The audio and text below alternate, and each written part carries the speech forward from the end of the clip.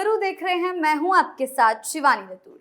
आज हम आपको रूबरू कराने जा रहे हैं कि कैसे भागे हुए अपराधियों को खंगाल कर पुलिस उन्हें दबोच रही है।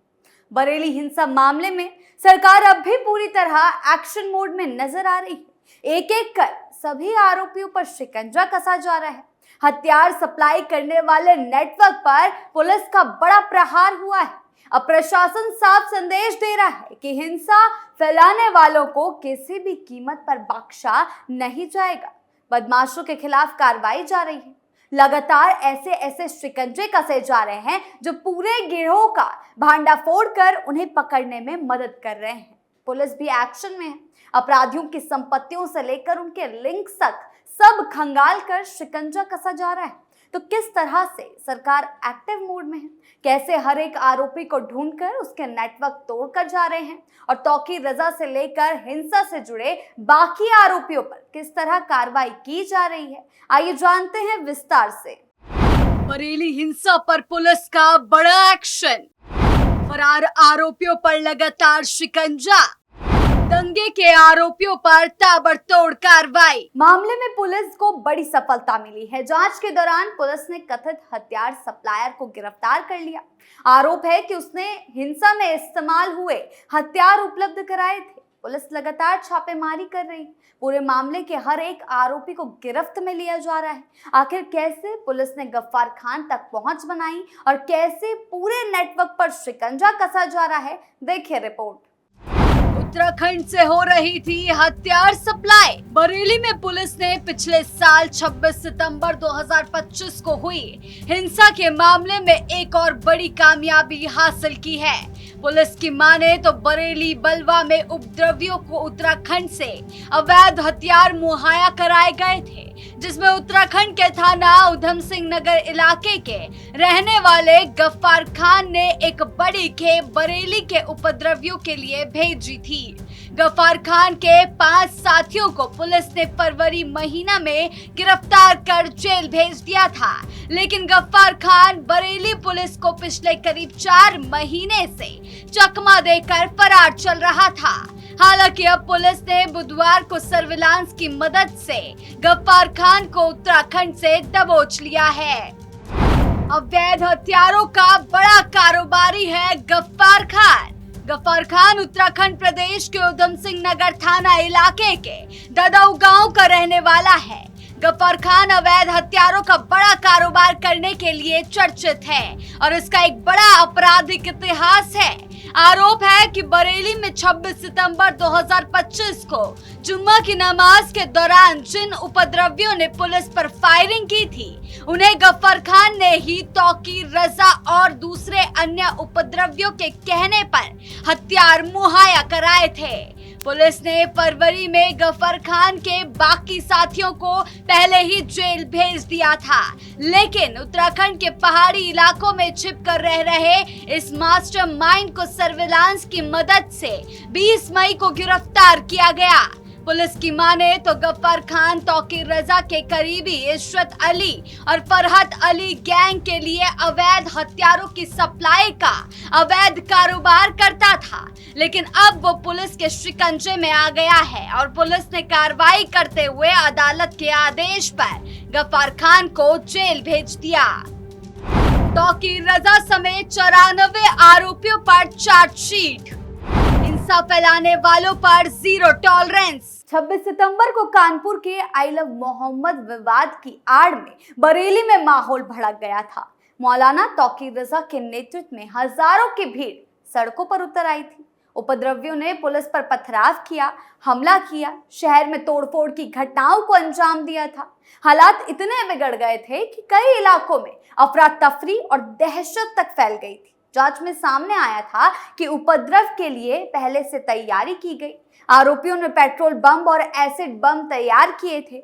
बहेड़ी क्षेत्र से असलों की खेप भी मंगवाई गई थी। पुलिस पर फायरिंग तक की गई, जिसमें कई पुलिसकर्मी घायल हो गए थे।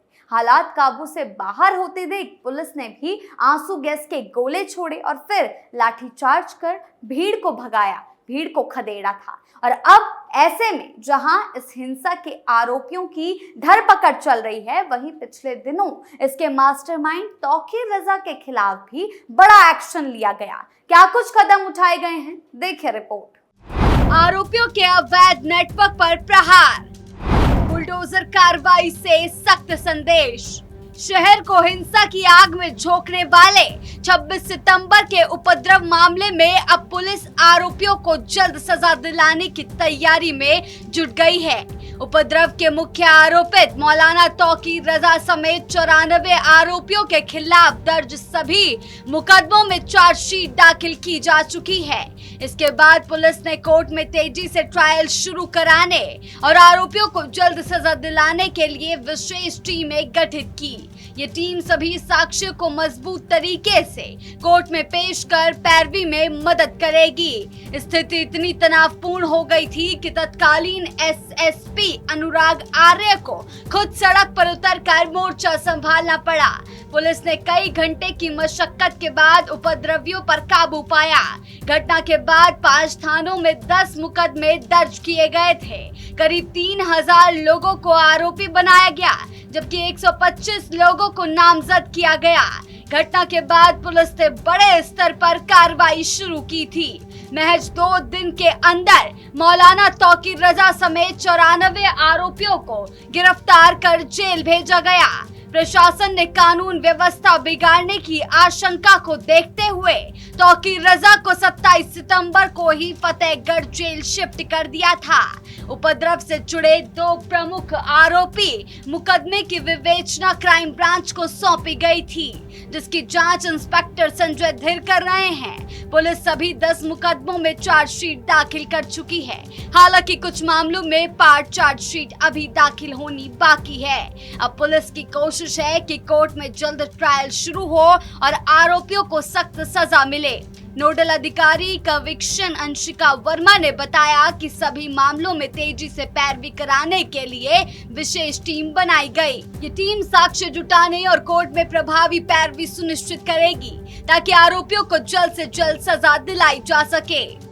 प्रदेश में शांति बिगाड़ने वालों पर सख्ती। सरकार के हालिया कदमों से ये साफ संदेश देने की कोशिश की जा रही है कि कानून से ऊपर तो कोई नहीं है। आरोपी कितना भी प्रभावशाली क्यों ना हो, स्मार्ट क्यों ना हो या किसी भी जगह छिपा हो, उसे ढूंढकर कानून के दायरे में लाया जाएगा। प्रदेश में शांति व्यवस्था बनाए रखना सरकार की सबसे बड़ी जिम्मेदारी है और इसी कारण प्रशासन अब पहले के मुकाबले ज्यादा सख्त नजर आ रहा है।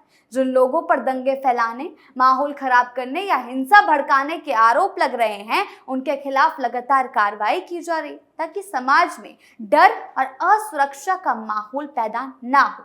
सरकार ये दिखाना चाहती है, अगर कोई व्यक्ति कानून तोड़ने की कोशिश करेगा तो उसके खिलाफ तुरंत और कड़ी कार्रवाई होगी। इस मामले में तौकीर और उसके करीबियों पर हुई कार्रवाई को भी सरकार अपनी सख्ती के एग्जाम्पल के तौर पर पेश कर रही है। प्रशासन ने केवल आरोपियों की गिरफ्तारी तक खुद को सीमित नहीं रखा, बल्कि अवैध निर्माणों और गैर कानूनी संपत्तियों पर भी बुलडोजर चलाकर ये संकेत दिया कि अपराध से जुड़ी किसी भी गतिविधि को बर्दाश्त नहीं किया जाएगा। सरकार का मानना है कि जब अपराधियों की आर्थिक और सामाजिक ताकत पर चोट की जाती है, तभी कानून का डर सही मायनों में दिखाई देता है। यही वजह है कि अवैध मकानों, कब्जों पर हिंसा के जरिए प्रदेश का माहौल बिगाड़ने की कोशिश करेगा तो उसे किसी की तरह की राहत नहीं मिलेगी। कई आरोपियों को दबोचा गया, एनकाउंटर में घायल किया गया, तो ये सब जीरो टॉलरेंस नीति के तहत ही किया जा रहा है। सरकार की इस नीति को लेकर लोगों की अलग अलग राय है। कुछ लोग इसे कानून व्यवस्था मजबूत करने की दिशा में जरूरी मान रहे हैं, क्योंकि उनका दावा है कि सख्ती के बिना अपराधियों में डर पैदा नहीं होता। लेकिन सरकार लगातार ये दावा कर रही है कि हर कदम कानून के अनुसार उठाया जा रहा है और प्रदेश में शांति बनाए रखने के लिए ऐसी कार्रवाइयां जरूरी है। प्रशासन का मकसद ये दिखाना है कि राज्य में दंगा फैलाने या हिंसा करने वालों को किसी भी हालत में बख्शा नहीं जाएगा और कानून अपना काम पूरी मजबूती के साथ करता रहेगा। आने वाले समय में इस पूरे मामले पर सबकी नजर बनी रहेगी, क्योंकि पुलिस और प्रशासन अब केवल गिरफ्तारियों तक नहीं रहना चाहता, बल्कि पूरे नेटवर्क को खत्म करने की दिशा में काम कर रहे हैं। हथियार सप्लाई करने वालों से लेकर हिंसा भड़काने की साजिश रचने वालों तक हर कड़ी को जोड़कर देखा जा रहा है, जांच आगे बढ़ाई जा रही है। सरकार लगातार ये संदेश देने की कोशिश कर रही है कि प्रदेश की शांति और कानून व्यवस्था से खिलवाड़ करने वालों को किसी भी कीमत पर राहत नहीं मिलेगी। यही वजह है कि एक तरफ अदालत में तेजी से ट्रायल की तैयारी हो रही है, तो दूसरी ओर आरोपियों के आर्थिक और आपराधिक नेटवर्क पर भी कार्रवाई जारी है। प्रशासन का कहना है कानून अपना काम पूरी मजबूती और निष्पक्षता के साथ करेगा, ताकि भविष्य में कोई भी व्यक्ति दंगे और हिंसा के जरिए माहौल को बिगाड़ने की हिम्मत ही ना कर सके। अब देखना होगा कि आगे की जांच और कोर्ट की कार्रवाई इस पूरे मामले को किस दिशा में ले जाती है, लेकिन फिलहाल सरकार और पुलिस दोनों ही पूरी तरह एक्शन मोड में दिखाई दे रहे हैं। आपकी इस बारे में क्या राय है, हमें कमेंट सेक्शन में जरूर बताएं। धन्यवाद।